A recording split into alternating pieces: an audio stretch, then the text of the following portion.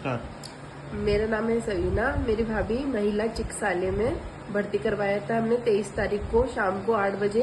फिर 24 तारीख को शाम को 7 बजे उनकी डिलीवरी हुई थी। एकदम नॉर्मल था बच्चा, जच्चा बच्चा दोनों नॉर्मल था। दूध पिलाया हम लोगों ने, एकदम डकारे लिए, बच्चे ने एकदम ठीक था। 25 तारीख को सुबह टीका लगा था दोनों हाथ में, एक इस हाथ में एक इस पैर में, दोनों में टीका लगने के बाद में बच्चा कुछ देर बाद में रोने लगा ज्यादा। तो रोते रोते उसने दूध पिया, डकार ली। फिर उसके बाद में शाम हो गई 10 बजे, ज्यादा रोना स्टार्ट हुआ उसको। 25 तारीख को शाम को 10 बजे रोने लगा। तो फिर बाद में फिर मैंने उसको घुमाया वार्ड में। मैंने बोला चुप हो जाएगा बच्चा, कोई बात नहीं। फिर उसका जैसे रोना ज्यादा स्टार्ट हुआ तो मैं नर्सरी में सुबह शाम को 11 बजे 25 तारीख को रात को ऊपर लेके गई 11 बजे नर्सरी में।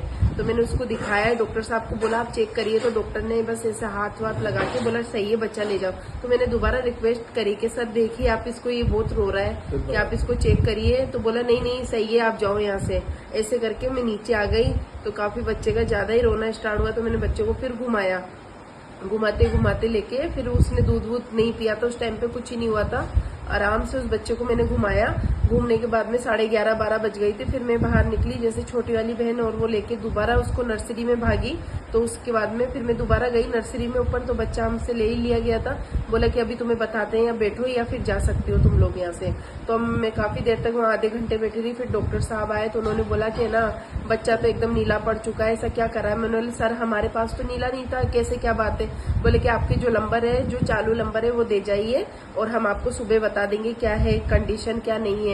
तो मैंने बोला सर कि ना आप एक बार फिर भी बताइए। बोले नहीं अभी कुछ भी नहीं बता सकते, हम आपको सुबह ही बताएंगे। उसके बाद हमारे पापा जी हैं, इनसे पूछिए। फिर मैं वहाँ से जब सुबह समाचार मिले कि भाई ऐसा है कि आप 15 मिनट दरकन बाकी है इसकी, 15 मिनट ही बचाओ, 15 मिनट के अंदर अंदर है ना 21 के। फिर वापस हम दोस्त परेशान होते हुए बोला कि आपका बच्चा खत्म हो गया, कफन ले आओ जल्दी से।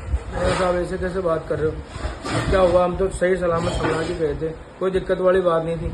तो बोला नहीं नहीं तुम तो एक काम करो, इस पे साइन करो पोस्टमार्टम। ये बोला हम नहीं कराना चाहते, ये लिखो तुम। मैंने कहा साहब हम तो कराना चाहते, नॉर्मल कोई दिक्कत नहीं है, डकार भी ले रहा था, दूध भी पी रहा था, ऐसे कैसे बोल रहे हो साहब आप। बोले नहीं जल्दी से आप इस पे साइन कर रहे हो या नहीं कर रहे हो। मैं बोला यही बात मेरे बेटे को बोलो। तो मेरे बेटे को लेके आया तो बेटे के सामने वो डॉक्टर है, बोला अभिषेक डॉक्टर है उसका नाम। बोला कि मैं हर किसी को बताता रहूंगा क्या, तुम्हारा गुलाम हो क्या है। मैंने बोला साहब ये शिकायत मैंने सरकार से करूंगा। बोले तू तेरे जजे जिसको कर। वो डॉक्टर कहते तेरे जजे जिसको कर, कोई दिक्कत नहीं, मेरी अप्रोच बहुत ऊंची है, यहाँ तो ऐसा ही चलेगा।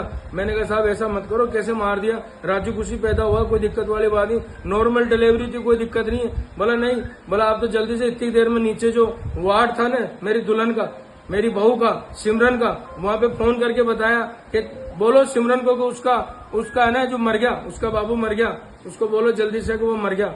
तो वहां से जैसे ही उसको पता चला मेरी बहू को, तो वो गश खा करके गिर गई और तुरंत प्रभाव से वहां से अब इसको लेके जाओ या उसको बताइए। ये कहाँ का संविधान है कि वार्ड के अंदर बताया जाए। हम 1 महीने बाद हमारी बहू को बताते, कोई दिक्कत वाली बात नहीं थी। लेकिन एंड टू एंड जब शॉट लगा 15 परिवार, हमारे 15 जने रो रहे थे, पूरा परिवार रो रहा था। एक तरफ हम लाश को लेके गए, एक तरफ हमारी बहू को लेके गए। मेरे दोस्तों आपसे गुजारिश है कि मैं ये अगर ऐसा ही होता रहा और ये डॉक्टरों की लापरवाही से अगर ऐसे ही मरते रहे बच्चे, तो साहब हम जैसे गरीबों का क्या होगा। एक समाज सेवी आदमी के साथ अगर ऐसा हो सकता है तो आम आदमी के साथ में क्या होता होगा। ठीक है दोस्तों।